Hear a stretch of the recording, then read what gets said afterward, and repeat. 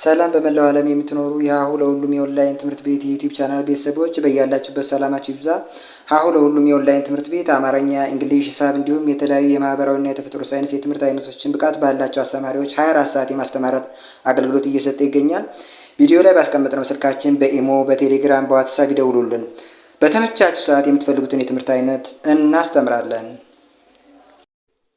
ሰላም እንዴት ናችሁ? የሀሁ ለሁሉም የዩቲዩብ ቻናል ቤተሰቦች ሰላም ናችሁ? በዛሬው ዝግጅታችን የአማርኛ ፊደላትን እና እንደዚሁም ደግሞ በእነዚህ የፊደላት ቤተሰቦች በእያንዳንዳቸው አራት ቃላትን እየመሰረትን ቃላት የማንበብ ችግራችሁን እንደዚሁም ደግሞ የፊደላትን ቅርጽ የመለየት ችግራችሁን እና እንደዚሁም ቃላት የመጻፍ ችግራችሁን ይፈታል ብለን ያሰብነውን ቪዲዮ ይዘንላችሁ መጥተናል። ይህን ቪዲዮ እስከ መጨረሻው ተከታተሉ። ከዛ በተረፍ መማር የምትፈልጉ እዚህ ጋር ባስቀመጥነው ስልካችን በኢሞ፣ በዋትሳፕ፣ በቴሌግራም ወይም በቀጥታ ሀይበሉን አናግሩን ወይም ደውሉልን። እናንተ በምትፈልጉት ሰዓት የምትፈልጉትን ትምህርት እንድትማሩ እናደርጋለን። አማርኛ፣ እንግሊዘኛ፣ ሂሳብና ሌሎቹን የምትፈልጓቸውን ትምህርቶች እያስተማርን ስለምንገኝ ከዚህ በተጨማሪ ለልጆቻችሁ አስጠኝ ወይም አስተማሪ የምትፈልጉ እናቶችና አባቶችም እንደዚሁ ብታዋሩን ልጆቹን በስርዓትና በስነ ምግባር በተከታትለን እያስጠናንና እያስተማርን ስለምንገኝ የእርስዎን ልጆችም ወደ እኛ ብታመጧቸው የምትፈልጉትን አማርኛ ወይም እንግሊዘኛ ወይም ሂሳብ ትምህርቶች የምንሰጥ ይሆናል ማለት ነው። ከዛ በተረፍ እስከ መጨረሻው ተከታተሉን። እንግዲህ በአማርኛ ፊደል ውስጥ የመጀመሪያው ፊደል የሆነው ሀ ነው። በዚህ ፊደል እንደ ማንኛውም ፊደል 7 ቤተሰቦች አሉት። በእነዚህ በሰባቱም ቤተሰቦች አራት ቃላት መስርተናል።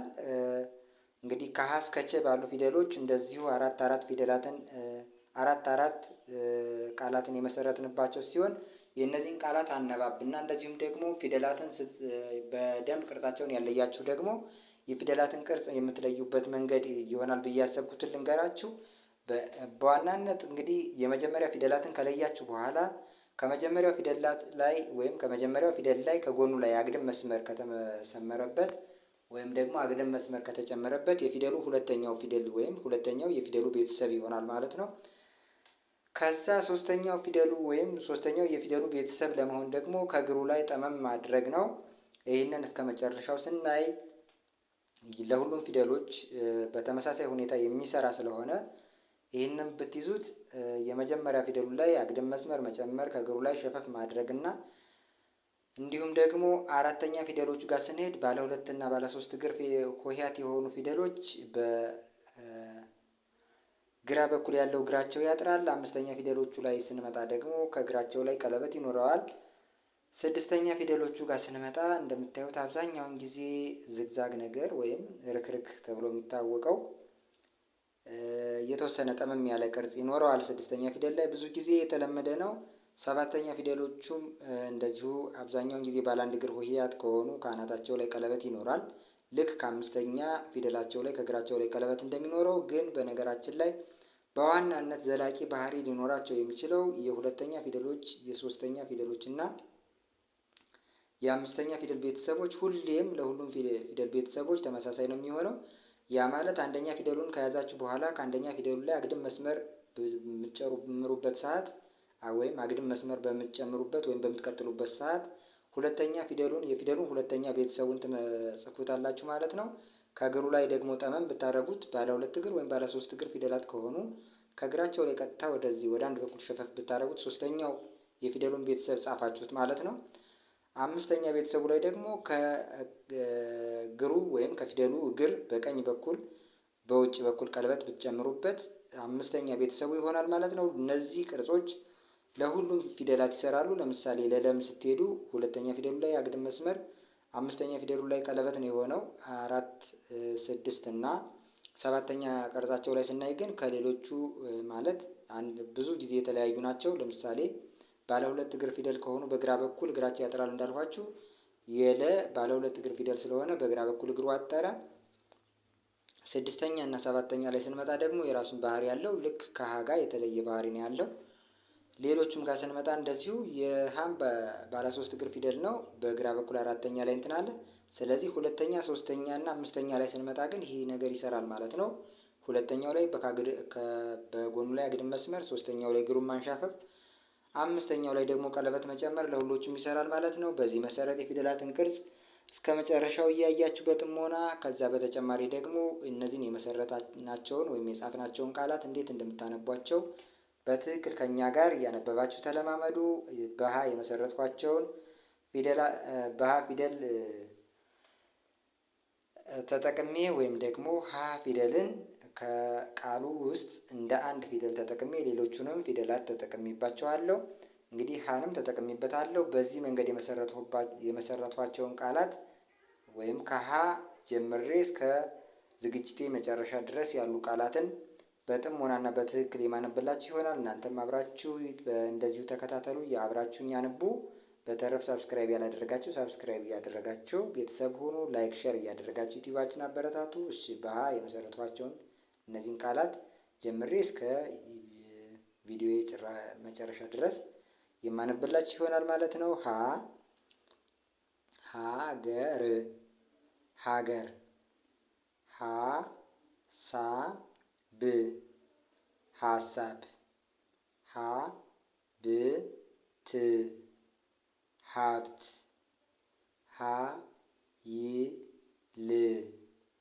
ኃይል። ሁለተኛው ፊደል ይሄው ይሄ ነው ቅርጹ። ሁሉ ሁሉ ሁለት ሁለት ሁኔታ ሁኔታ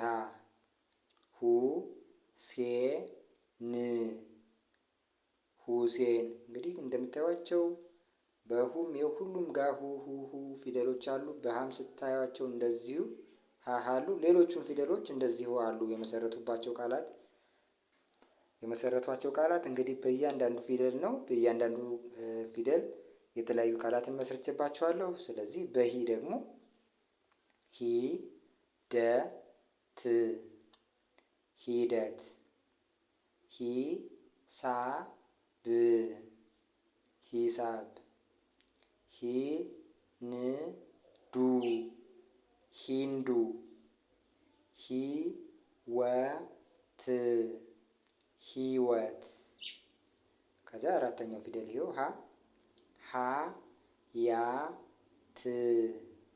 ሀያት ሀላፊ ሀላፊ ሀቅ ሀቅ ሀበል ሀበል። ሌላው ፊደል ሄ ነው።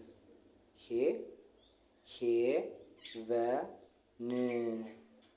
ሄቨን ሄርሜላ ሄርሜላ ሄዋን ሄዋን ሄዱ ሄዱ። ስድስተኛው ፊደል ህ ይህን የመሰለ ቅርጽ አለው። በዚሁ ደግሞ የተመሰረቱ ቃላት ህፃን ህፃን ህዝብ ህዝብ ህብረት ህብረት ህዳር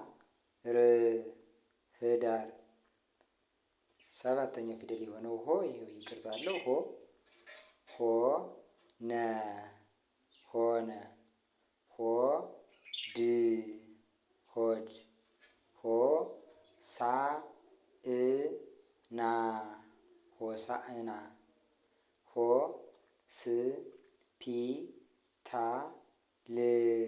ሆስፒታል። ስለዚህ ከነዚህ ከፊደልን ወይም ቃልን ለመመስረት ከተጠቀምኳባቸው ፊደላት በተጨማሪ እንደዚሁ ደግሞ ሌሎቹን በእነዚህ ፊደል ተጠቅሜ ቃል ስመሰርት ለምሳሌ በሀ ሀገር ብዬ ለመጻፍ ሀን ተጠቅሜ ገና ርን አብሬ ተጠቅሜባቸዋለሁ። እንደዚሁ ሀሳብ ሀና ሳ ብ። ስለዚህ እነዚህን አብረው የመጡ ፊደላትን በሙሉ ቅርጻቸውን ለማወቅ ይጠቅማቸዋል ማለት ነው። ከዚያ በተጨማሪ ደግሞ እንግዲህ ፊደላት ተደርድረው በስርዓት እንዴት እንደሚጠሩና እነዚህ ተጠርተው ደግሞ እንዴት እንደሚነበቡ እንደዚህ በትክክል ከኔ ጋር እስከ መጨረሻው እየተከታተላችሁ ተለማመዱባቸው። በቀጣዩ የለ ቤተሰቦች ነው። በእነዚህ ቤተሰቦቹም ደግሞ እያንዳንዳቸው ፊደላት ይኸው የምታዩቸው ሰባቱን ቤተሰቦች አሉ። በሰባቱም ቤተሰቦቻቸው እንደዚሁ ለቃላት ተመስርቶባቸዋል። ለ ይሄው ለ ም ን ለምን ለዚህ ለዚህ ለውጥ ለውጥ ለቀመ ለቀመ። ቀጣይ ፊደል ሉ ነው። ሉ ይኸው የምታዩት ሉ ሉል ሉል ሉቃስ ሉቃስ ሉተር ሉተር ሉሲ ሉሲ። ይሄኛው ፊደል ደግሞ ሊ ይኸው የምታዩት ሊ ከእግሩ ሸፈፍ ያለ ነው። በፊትም እንደነገርኳችሁ ከአንደኛው ፊደል ላይ እግሩ ከተጣመመ የፊደሉ ሶስተኛ ቤተሰብ ይሆናል ብያቸዋለሁ። እግሩ የተጣመመ ነው። ሊጥ ሊጥ ሊቅ ሊቅ ሊማር ሊማር ሊተው ሊተው። ሌላው ላ ይኸው ላ አለ። አራተኛው ፊደል ላ ባለ ሁለት እግር ፊደል ከሆነ በግራ በኩል ያለው እግሩ ያጥራል ብያቸዋለሁ። ይህም በዛ መንገድ ነው እንግዲህ የፊደሉ ቅርጽ የተሰራው ማለት ነው። ላም ላም ላከ ላከ ላይ ላይ ላቀ ላቀ። አምስተኛ ፊደል የሆነው ሌ ነው። ሌ የአምስተኛ ፊደሎች ሁሎችም እግራቸው ላይ ቀለበት አላቸው። በፊትም ያየናቸው ፊደሎች እንደዚህ ናቸው። በቀጣይ የምናያቸው ከአምስተኛ ፊደሎቹ ጋር ስንመጣ ከፊደሉ የመጀመሪያ ፊደሉ ላይ ከእግሩ ላይ በቀኝ በኩል በውጭ በኩል ቀለበት ይኖረዋል።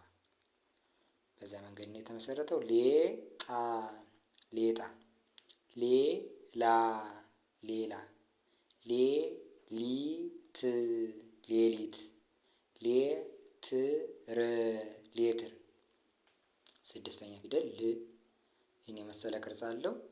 ልብ ልብ ልጅ ልጅ ልማት ልማት ልብስ ልብስ። ቀጣዩ ሎ ይኸው ሎሚ ሎሚ ሎጋ ሎጋ ሎሬት ሎሬት ሎጥ ሎጥ። ከዛ ቀጥሎ ሁለተኛው ሀ ወይም መጀመሪያ ሀሌታ ውሃን መስርተንባቸዋል። የሀሌታ ውሃ ቤተሰቦችን። ይህ ደግሞ ሀመር ውሃ ተብሎ የሚጠራው ወይም የሀ ቤተሰብ ነው። ድምፁ ሀ ነው። ያኛውም እንደዚሁ የምታዩት ይህም ሀ ነው። ሀሌታ ውሃ ተብሎ ይጠራል። ሀ የዚህ ድምፅና የእነዚህ ድምፆች ያው ተመሳሳይ ነው። ቤተሰቦቹም እንደዚሁ ደግሞ በድምፅ ተመሳሳይ ናቸው፣ በቅርጽ ይለያያሉ ማለት ነው። ይህም ሀ ያም ሀ ነው የሚባለው። ሀ ሀ ሰ ት ሀሰት ሀ ረ ር ሀረር ሀ ም ሌ ሐምሌ ሀ ባ ብ ሀባብ። ሁለተኛው ፊደል ሁ ይኸው እንደተለመደው ከጎኑ ላይ አግድም መስመር ሁ ከ ት ሁከት ሁ ኔ ታ። እንግዲህ ሁለት ሁዎች ናቸው። አንዷን ብቻ ተጠቀሟት። ኔ ታ አንደኛዋን ሁ ብቻ። የሀሌታ ውሃ ሁና የሀመር ውሃ ሁ ነው ሁለቶቹ። ስለዚህ እናንተ ሁ ይላል። አንደኛዋን ሁ ታጸፉና አንደኛዋን ሁ ብቻ ብታነባት፣ ለምሳሌ ይሄኛውን ትታችሁ ሁ ኔ ታ ሁኔታ ይሆናል ማለት ነው። ሁ ሉ ም ሁሉም ሁ ለ ት ሁለት። ሶስተኛ ፊደሉ ያው የተለመደ እግሩ ጠመም ይላል። የማንኛውም ፊደል ቤተሰብ ይህ ነው ቅርጹ። ከዚህ ላይ እግር መጨመር ሶስተኛ የፊደሉ ቤተሰብ ተጻፈ ማለት ነው።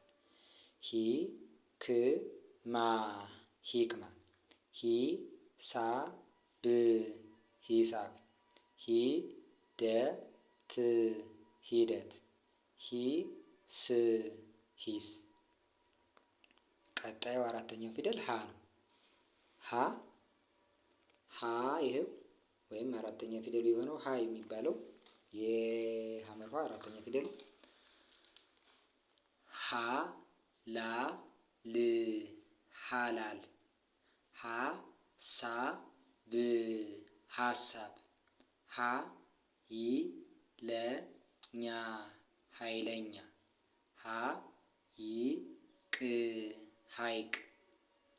ከዛ ይሄ ፊደል ያው አምስተኛ ፊደሉ ሄ የምታዩት ነው።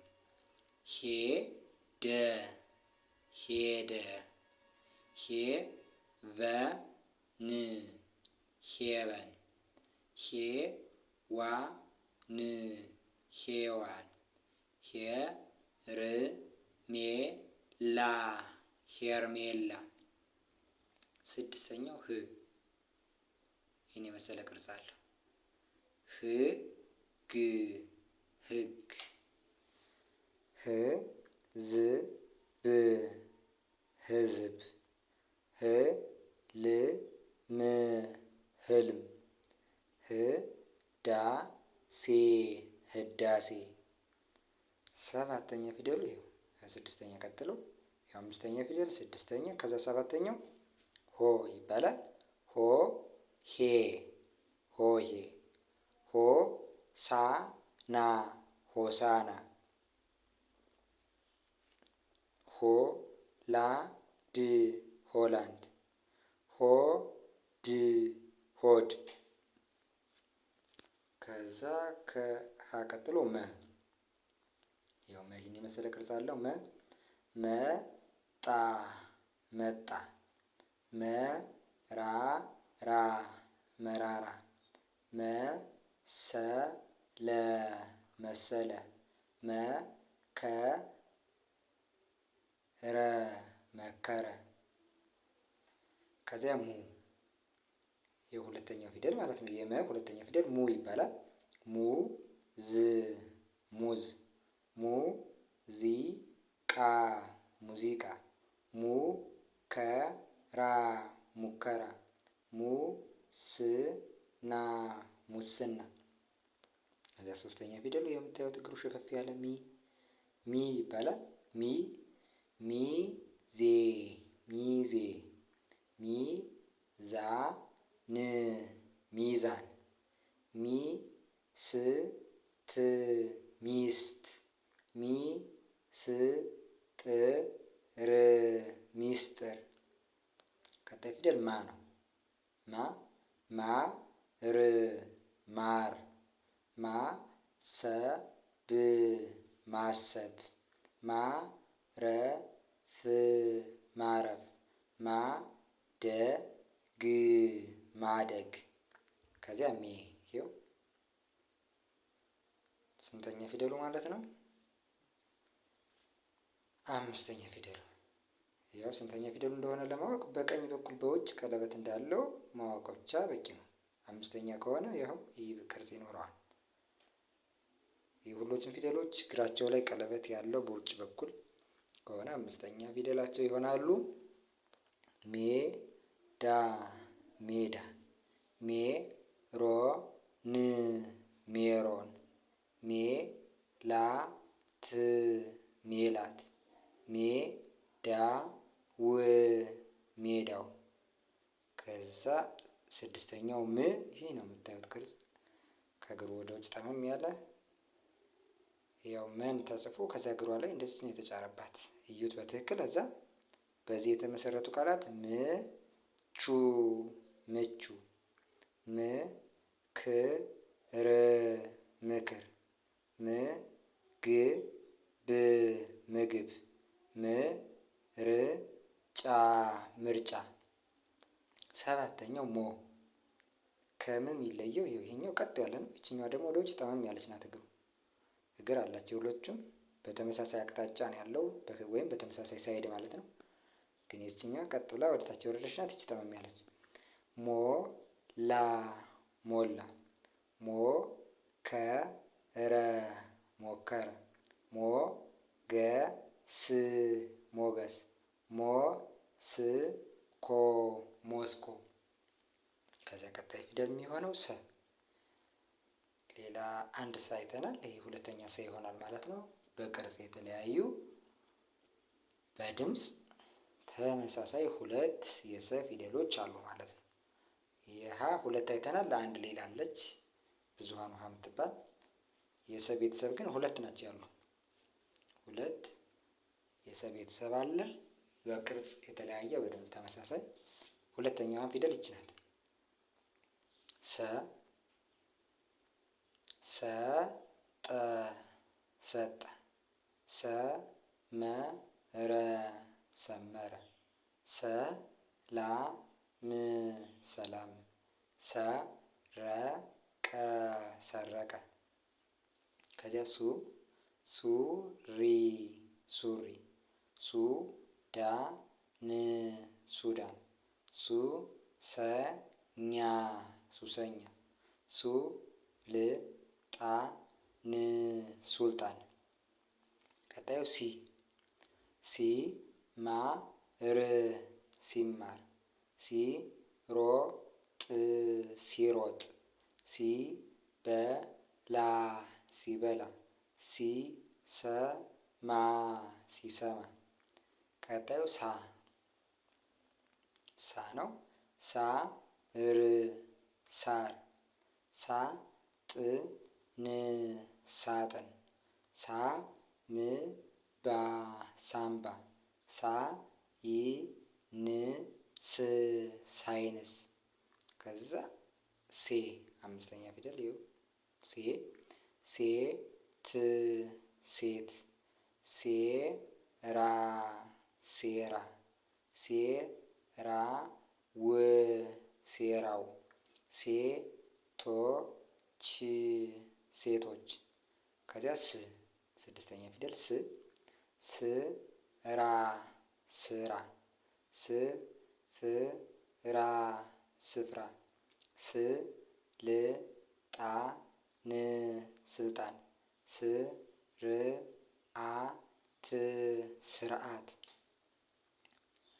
ከዛ ከስድስተኛው ሰባተኛ ፊደል የመጨረሻው ማለት ነው። የፊደሉ የመጨረሻ ቤተሰቡ ሶፋ ሶፋ ሶስት ሶስት ሶማሌ ሶማሌ ሶርያ ሶሪያ። ቀጣዩ ረ።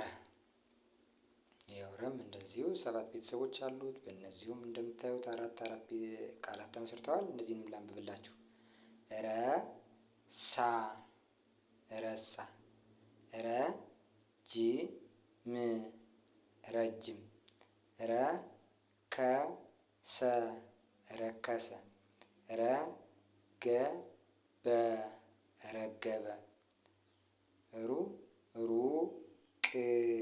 ሩቅ ሩጫ ሩጫ ሩዝ ሩዝ ሩሲያ ሩሲያ። ቀጣዩ ሪ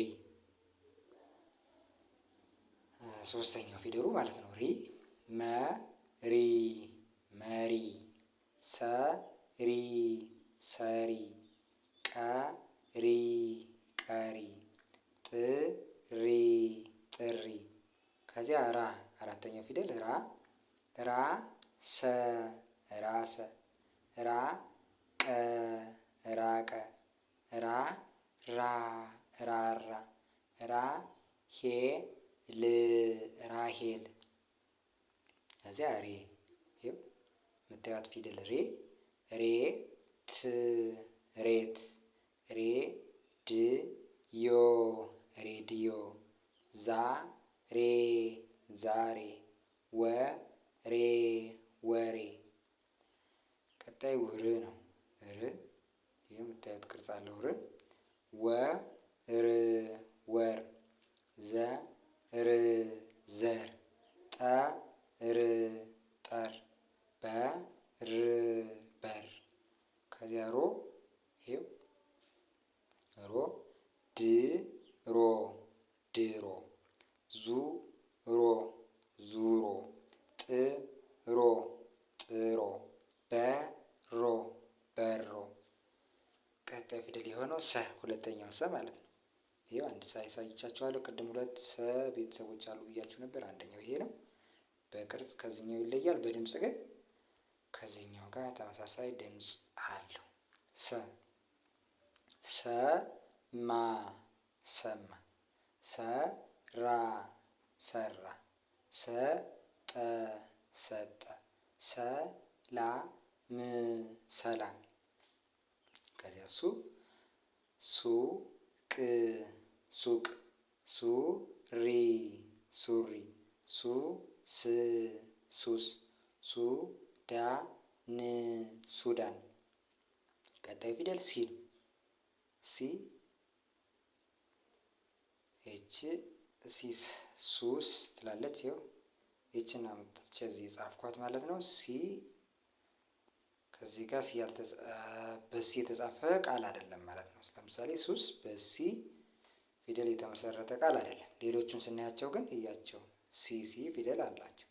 ሲ ራ ክ ሲራክ ሲ ዳ ማ ሲዳማ ሲ ሳ ይ ሲሳይ። ስለዚህ እናንተ በሆነ ፊደል ቃል መስርቱ ስትባሉ እንደ አንድ ፊደል እንደ የተሰጣችሁ ፊደል እንደ አንድ ፊደል ትጠቀሙና ሌሎቹን ሆሄያትም ጨምራችሁ ቃል ትመሰርታላችሁ ማለት ነው። ልክ እንደዚህ ነው። እኔ በሲ ቃል መስርት ተብዬ ሂሱስ ብዬ ጻፍኩ ማለት ልክ አይደለም። ቃሉ በሲ የተመሰረተ ቃል ያልሆነው ብትባሉ ይሄ ይሆናል ማለት ነው። ሌሎቹን ስታያቸው ሲ የሚባል ፊደል ወይም ሆሄ ተጠቅሜ ከሌሎቹ ጋር የተጻፉ ናቸው ማለት ነው። ስለዚህ ይሄኛው እናንተ ራሳችሁን እንድታዩ ነው የተጨመረው። ከዚያ ሳቅ ሳቅ ሳር ሳር ሳመ ሳመ ሳተ ሳተ።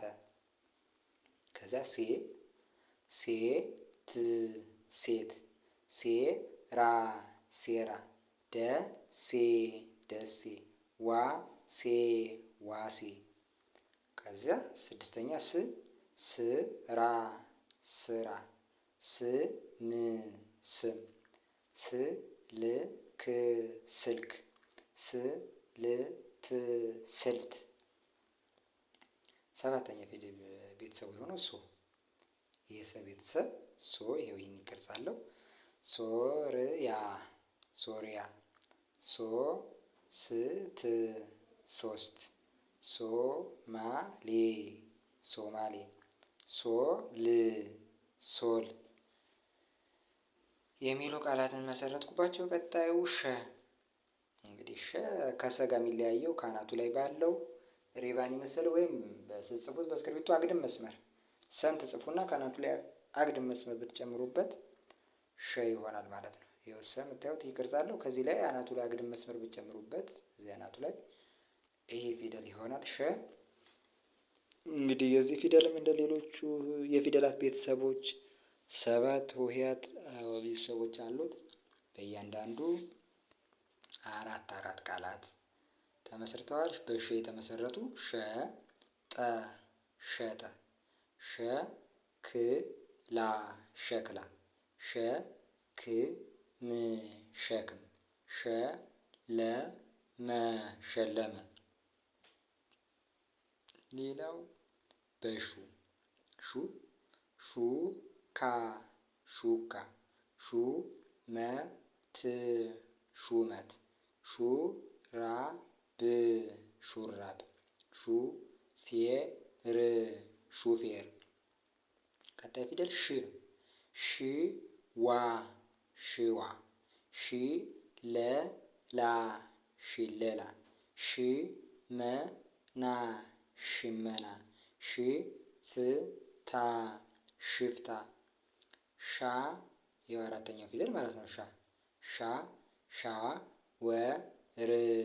ሻወር ሻንጣ ሻንጣ ሻማ ሻማ ሻሽ ሻሽ። አምስተኛ ፊደሉ ቤተሰብ ሽ ነው። ሼጋ ሼጋ ሼራ ሼራ ሼህ ሼህ ሸበላ ሸበላ። ከዚያ ስድስተኛው ሽብር ሽብር ሽታ ሽታ ሽበት ሽበት ሽልማት ሽልማት። ከዛ ሰባተኛ ቤተሰቡ የሆነው ሾ የምታዩት ከዚህ ያለው ሾ የሸ ቤተሰብ ማለት ነው።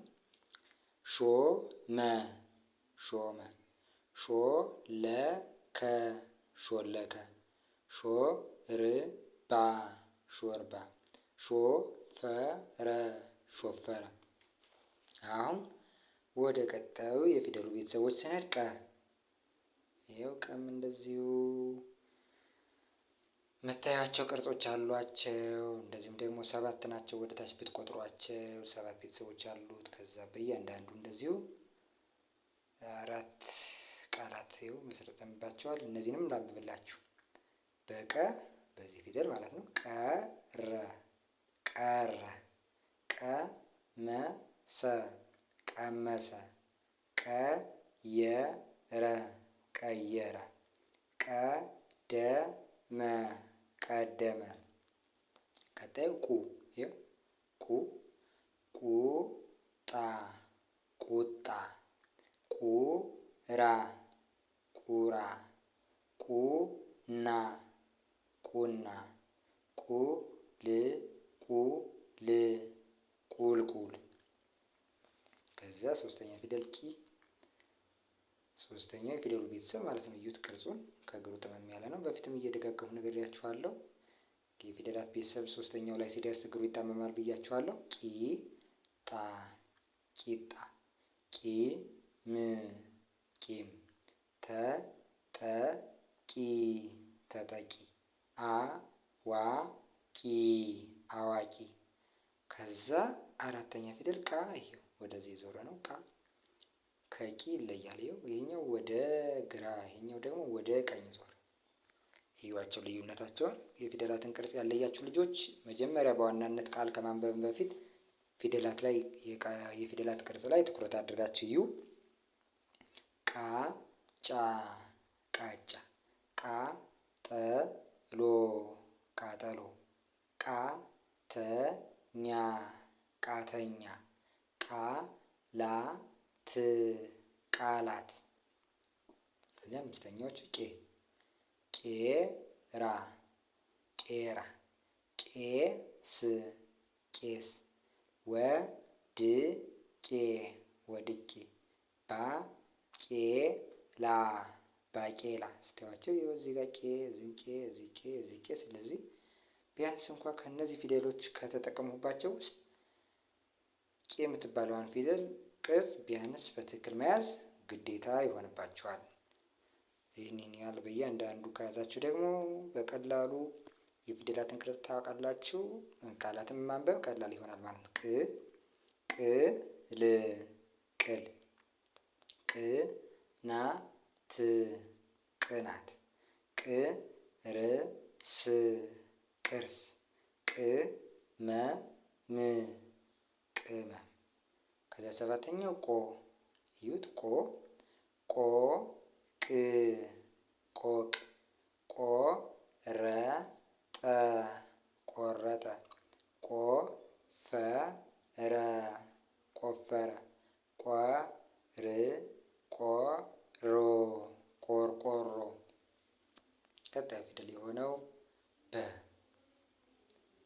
ይኸው በ እንደ ሌሎቹ ይኸው የምታዩት 7 ቤተሰቦች አሉት። በዚሁም እንደዚሁ የተመሰረቱ ቃላትን ላንብብላችሁ።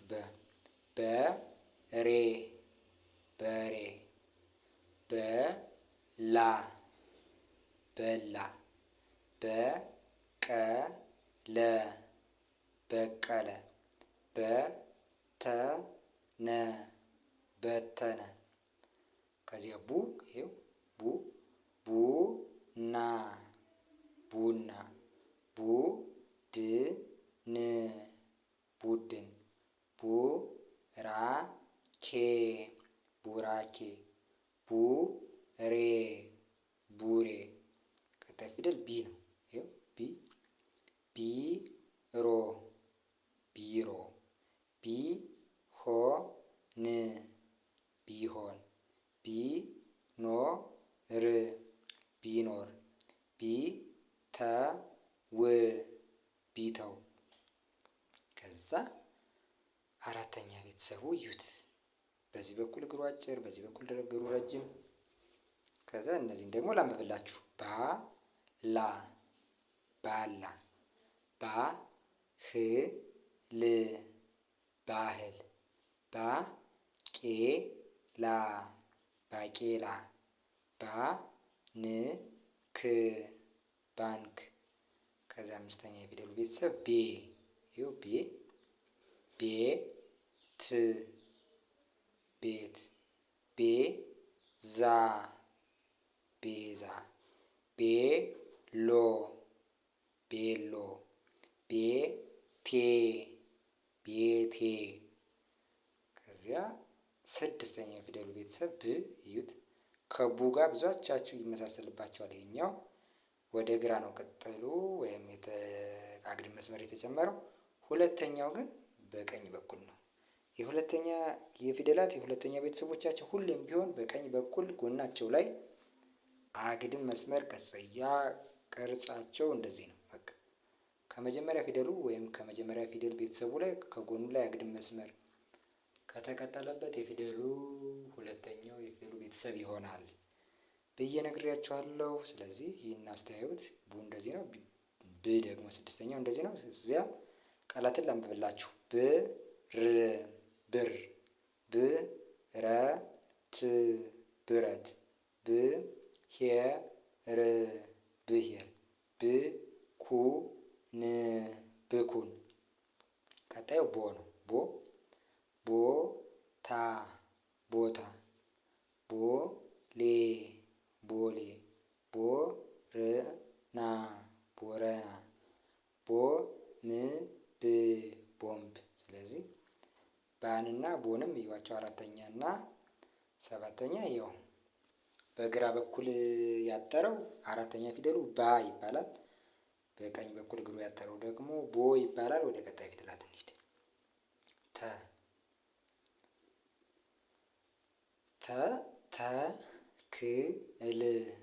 ተክል ተረት ተረት ተልባ ተልባ ተስፋ ተስፋ።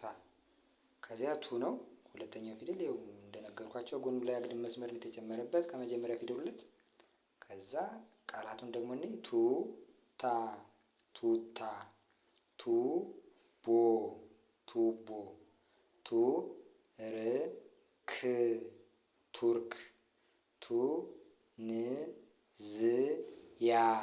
ቱንዝያ። ከዚያ ቲቪ ቲቪ ቲማቲም ቲማቲም ቲክቶክ ቲክቶክ ቲሸርት ቲሸርት።